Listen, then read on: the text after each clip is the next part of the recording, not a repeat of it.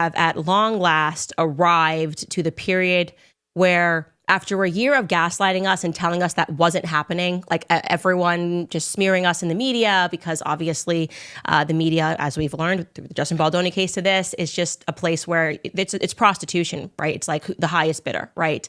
And after a year of them calling everybody anti-Semitic who noticed that an ethnic cleansing was taking place, we're just now getting to the point, which is an ethnic cleansing is going to take place. We're going to just move millions of bodies. And now we're going to try to emotionally engineer the public to think that it's acceptable by saying, well, there's nothing left. Our bombs bombed it all. Why would they want to go back there? There's nothing left, which we have on tape, Bibi Netanyahu saying that before October 7th, him caught on tape saying we have to make the punishment so severe and so harsh that the Palestinians won't want to go back because there's nothing there. He said this, okay? I showed it on my show and I didn't care about the figurative bullets that were coming my way because those bullets were figurative and they weren't real.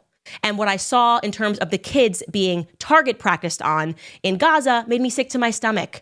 And so one of the other favored lies about me in the media is that I agree with everything Trump says and he does. And I could not disagree more with this. I could not have been more vocal in my lack of support for any person who, whether left or right, who claims to be a good and a compassionate person who is okay with what is happening and what they are saying they're going to do. All statements which are on record before October 7th even happened. And in terms of Trump talking about the real estate of the property, saying they have to go, and Jared Kushner was on tape speaking about how much worth the property could be. And so for those of us who said, are there people who have already invested in this property and want to see it being built up because they are going to make a ton of money because the plan is to move these people from their homeland somewhere else? And we were called conspiracy theorists, and we were called Jew haters, and we were called anti-Semites. This is truly a moment of vindication, okay? It is a moment of vindication, and I do not agree with it at all. Not at all. And now they're saying that the UK should take these people. And this just puts us on that circle. You know, it really is just, it's loony.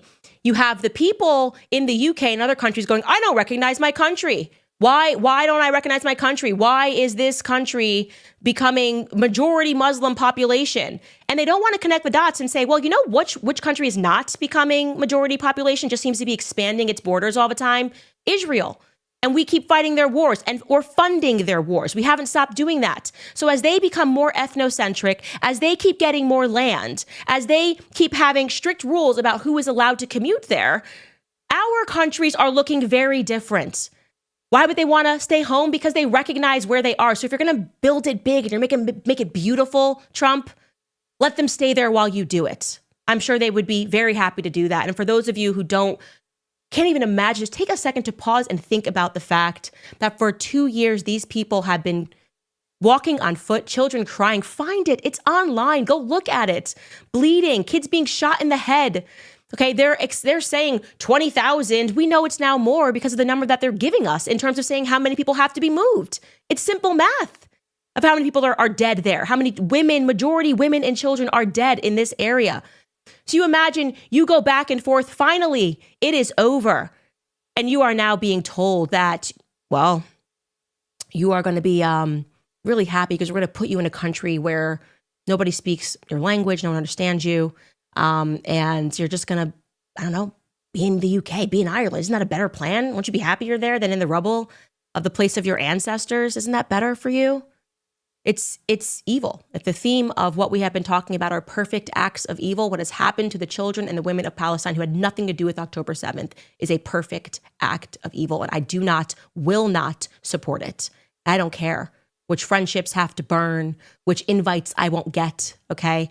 I will not support it because I am a Christian and I am not one that can be maneuvered by money. And I hope that for those of you who are new to my channel, you recognize that that was the ultimate takeaway from everything that was written about me last year, is that I will never bend the knee to evil, whether it comes in a lighter form of Hollywood, being a Hollywood reject and not ever having friends like Blake Lively and Ryan Reynolds, or if it comes in the form of what I believe is happening right now. It's just not something that is for me. And so that is all I'm going to say on that topic. All right, guys, it's time to get into your comments, right? Are we